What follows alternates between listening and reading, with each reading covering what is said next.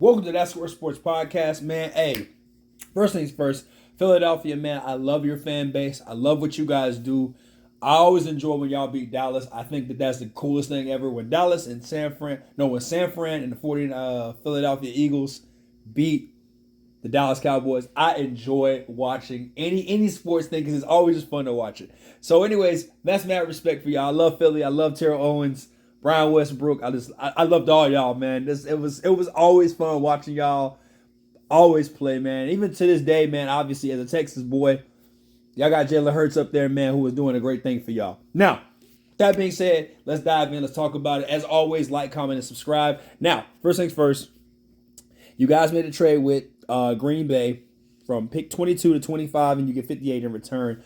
Now, with that being said, guys, obviously this is a mock draft with trades. So now Philadelphia has 3 second-round picks. Obviously, we finna show you what we finna do with those. All right, first things first, obviously, take care of business where you need to take care of business first. The game is always won in the trenches, offensive line and D-line. And you guys need to go ahead and reconstruct that. Go ahead and get your guy, Tyler Guyton, at tackle, offensive line.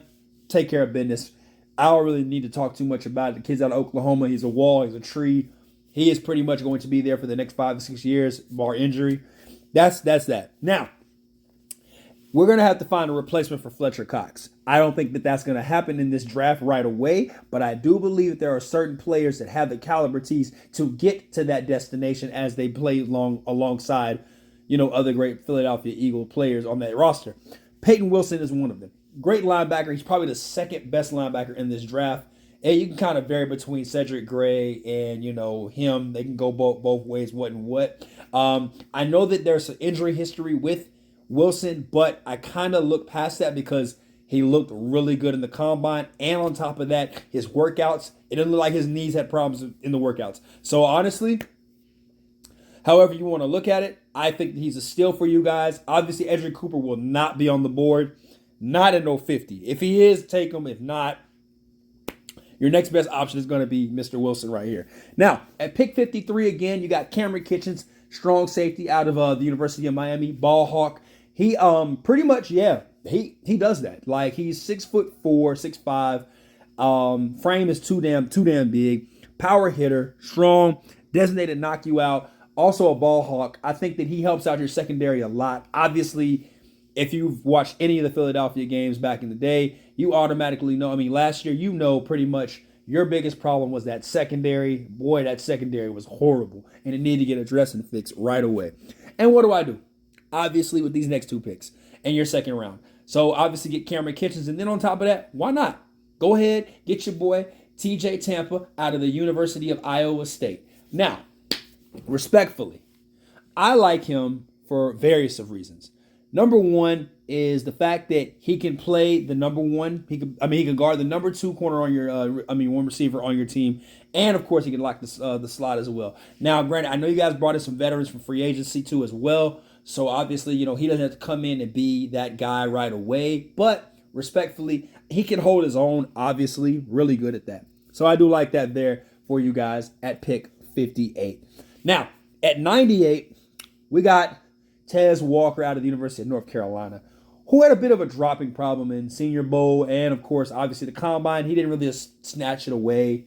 But he had a lot of things at North Carolina going on that kind of just was in a way a little, kind of. It wasn't amazing. But when he was on the field, my boy made a difference.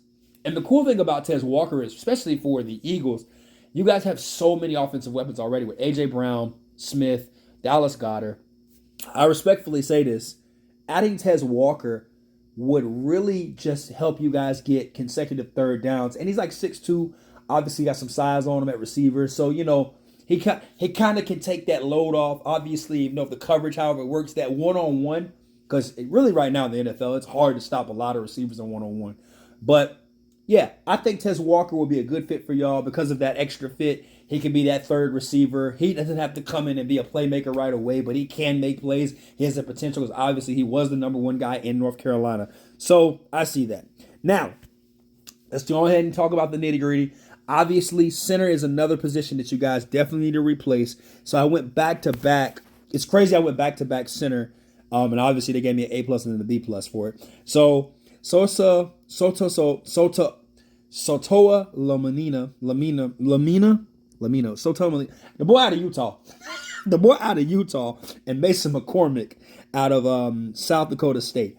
Both offensive linemen really fit the scheme for obviously the Philadelphia Eagles. That run, that Philadelphia push, whatever you call that, it's unstoppable, right? Because obviously that offensive line was so great. That low leverage, that center of gravity, they can get there.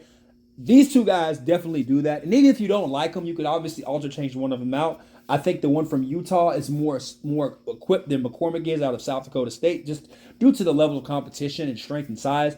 But both of these guys really fit the scheme exceptionally well for Philadelphia. And the reason why I went back to back is because you also need help at guard too. So I mean, I wouldn't mind if you kick one of them out. They both can play it.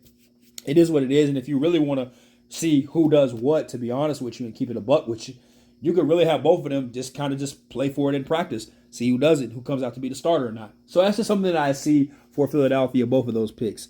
Now, Claude Chow Smith-Wade out of Washington State, another exceptional corner too as well. Pretty much can cover that fourth receiver. You guys go 4 wide, 5 wide, stuff like that. Extra coverage. He can come in the dime package and do all that. He also makes some good single open field tackles too as well. Kind of really good player there. Miles Cole, depth for the edge rush, especially in the 7th and 6th round. I like him here for y'all too as well. I think that him getting off the edge. Then, of course, in the middle, you've got Jalen Carter and you've got freaking Jalen Carter and Jordan Davis, two big boys. So, obviously, they're going to get their touches back and forth. It's going to be a bit of a problem. And then last but not least, just to top it all off, is Jared Wiley. He's going to be pretty much the replacement for Dallas Goedert coming in, that backup. So, I do like him here. I think respectfully that he will hold his own. Great tight end, obviously exceptionally well. It's kind of a thing where getting tight ends out of the, no, last year Michael Mayer did pretty good. Michael Mayer and Lucas Musgrave did pretty good last year. So tight ends this year, they're a little bit, they have to do a little bit more, and that's something that Jared Wiley does do is block and he can catch. So kind of in the middle on that one. But it's the style that Philly plays for Dallas Goedert is what he kind of is that. It's crazy you say that. Crazy I think that. But anyways, hey Philly fans, before y'all go crazy in there and be like, man, this mock draft was trash or, whatever y'all gonna say, I respect y'all either way. Thank you for commenting, of course, and always like and subscribe. Peace. We out.